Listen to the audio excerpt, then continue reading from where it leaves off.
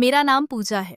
मैं 32 साल की हूँ, शादीशुदा हूँ और उत्तर प्रदेश के एक छोटे कस्बे में रहती हूँ। मेरे घर में मेरे पति हैं जो 34 के हैं। एक 13 साल का बेटा और 16 साल की बेटी है।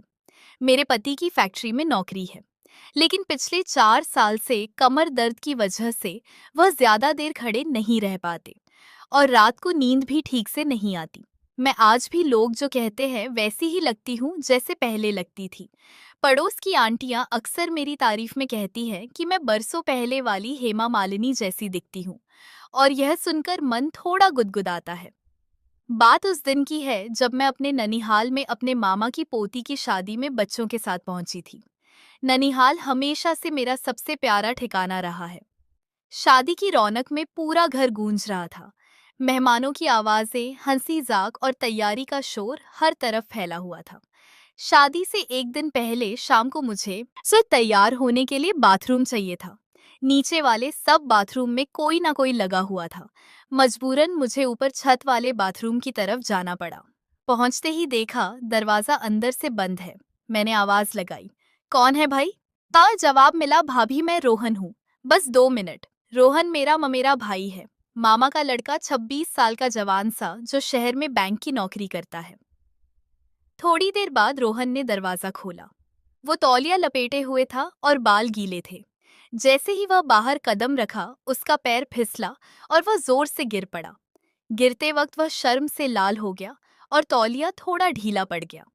मैंने बस एक पल के लिए उसकी असहायता और बेचैनी देख ली, जो मेरे दिल में कहीं गहरे उतर गई। मैं फटाफट बाथरूम में घुस गई, लेकिन मन अब शांत नहीं था। नहाकर नीचे आई तो रोहन सबके बीच हंसता बोलता नजर आया, जैसे कुछ हुआ ही ना हो। मगर मेरे अंदर कुछ जाग सा गया था। मैं बार बार उसकी तरफ देखने लगी, उसके पास बैठने के बहाने ढूंढने लगी, हल्के से बातें करने की कोशिश करने लगी, लेकिन वह बिल्कुल भोला भाला बना रहा। उसकी वह बेपरवाह मासूमियत मुझे और बेचैन कर रही थी। वह पल मेरे दिमाग से निकल ही नहीं रहा था। दिन भर शादी की तैयारियों में मैं उसके आसपास रहने का तरीका ढूंढती रही। कभी चाय का कप देते हुए उसकी नजरों में देखती, कभी हंसी जाक में उसकी बात सुनती। शादी की रात में जब सब नाच गाना कर रहे थे, तो भी मेरी नजरें बार बार उसी पर टिक जाती। शादी बड़ी धूमधाम से हो गई। 3 दिन बाद बड़े बुजुर्ग दुल्हन को विदा करने उसके ससुराल गए। घर में अब सिर्फ कुछ रिश्तेदार की औरतें, मेरे बच्चे और रोहन बचे थे। शोर शराबा थम गया था। शाम 7 बजे खाना हो गया। मेरी बेटी और बाकी औरतें एक कमरे में सोने की तैयारी में लगी थीं। मुझे भी वहीं सोना था। मेरा बेटा दूसरे कमरे में चारपाई पर लेटकर फोन देख रहा था। वह वहीं सो जाता है। रोहन खाना खाकर थोड़ा टहलने निकल गया था। मैं बेटे के पास लेट गई और उसके साथ फोन पर कुछ देखने लगी। रात 9 बजे रोहन लौटा। मुझे देखकर मुस्कुराया और बोला, ये भाभी क्या देख रही हो? मैंने कहा, बस कोई पुरानी फिल्म, आज तू भी बैठ जा। वो बोला, अभी आता हूँ भाभी, और अपने कमरे में जाने लगा। थोड़ी देर बाद वह वापस आया और बेटे के बगल में लेटकर स्क्रीन देखने लगा। मेरे सीने में धड़कनें तेज हो गई। उसके इतने करीब होने से मन में एक अजीब सी बेचैनी सी होने लगी। 10 बजे बज गए। बेटा बोला, मी लाइट बंद कर दो ना, नींद आ रही है। ये पुरानी फिल्में तो तुम रात भर देखती रहोगी। मैं हंस पड़ी और रोहन भी हंसने लगा। उसने कहा, हाँ भाभी, हाँ लाइट बंद कर दो। मेरी भी आंखें भारी हो रही हैं। मैंने लाइट बंद कर दी और उसी चारपाई पर बेटे के पास लेट गई। अब दीवार की तरफ रोहन, फिर बेटा और फिर मैं। थोड़ी देर में बेटा सो गया। फिर रोहन की सांसें भी गहरी हो गई। मैंने उसे जगाया नहीं, फोन की आवाज बिल्कुल धीमी कर दी। कुछ देर बाद चुपके से उठी और बगल के कमरे में झांक कर देखा। सब सोए हुए थे। मैं लौट आई, नाइट लैम्प जला दिया, फोन बंद किया और बेटे के पास लेट गई। आधे घंटे तक इंतजार किया। गहरी नींद में थे। रोहन भी बेखबर सो रहा था। मेरे मन में एक अजीब सी खिंचाव सी हो रही थी। मैं उसे देखती रही और दिल की धड़कनें काबू में नहीं आ रही थी। उस रात मेरे अंदर क्या हो रहा था, शायद मैं खुद भी नहीं समझ पा रही थी।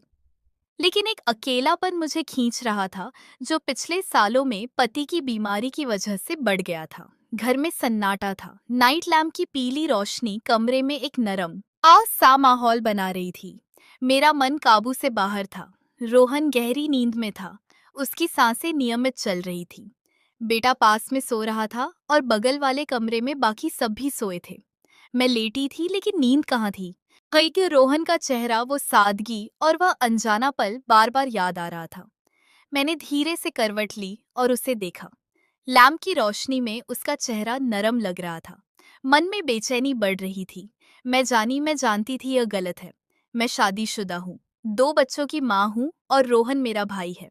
मगर दिल और दिमाग में जंग चल रही थी। वो अकेलापन मुझे आगे बढ़ने को कह रहा था और विवेक रोक रहा था। मैंने धीरे से उठने की कोशिश की। बेटा हल्का सा हिला। मैं डर के मारे जम गई। सांस थम सी गई। कुछ पल बाद जब वह फिर सो गया, मैंने हिम्मत की और उठी। कदम कांप रहे थे। मैंने खुद को संभाला और रोहन के पास पहुंची। वो सो रहा था। मैंने चारों तरफ देखा, सब शांत था। मैं उसके पास बैठ गई। हाथ कांप रहे थे। मैंने धीरे से उसकी कलाई छुई। वो हल्का सा हिला लेकिन नहीं जागा। मन में तूफान था। मैंने खुद से कहा, पूजा यह क्या कर रही है? लेकिन मन नहीं माना। मैंने उसका हाथ थामा। उसकी गर्माहट मेरे हाथ में फैल गई। वो हल्का सा जागा। भाभी, उसने नींद भरी आवाज में कहा। कुछ मत बोलना, मैंने फुसफुसाकर कहा। मेरी आवाज में एक अजीब सा कंपन था। रोहन ने आंखें खोली। क्या हुआ भाभी, सब ठीक तो है? उसकी मासूमियत मेरे दिल को और पिघला रही थी। मैं चुप रही। फिर बोली, हाँ बस नींद नहीं आ रही। वो मुस्कुराया और बोला, तो बाहर टहल लो या पानी पी लो। मैंने कहा, नहीं बस यहीं, और उसका हाथ कस लिया। मुझे नहीं पता था मैं क्या चाह रही हूँ। बस उसके करीब रहकर अपनी अकेलेपन की बात शेयर करना चाह रही थी। वह थोड़ा घबराया सा लगा लेकिन चुप रहा। मैंने धीरे से उसकी तरफ देखा। उसकी आंखों में सवाल था। मेरी धड़कनें तेज थी। रोहन, मैंने धीरे कहा, तू बहुत अच्छा लड़का है। वो हंसा और बोला, भाभी आप भी तो बहुत अच्छी हैं, लेकिन इतनी रात को यह सब क्यों? मैं चुप रही। मेरे पास जवाब नहीं था। मैंने बस हाथ और कस लिया और उसके और करीब सरक गई। उसने फिर देखा।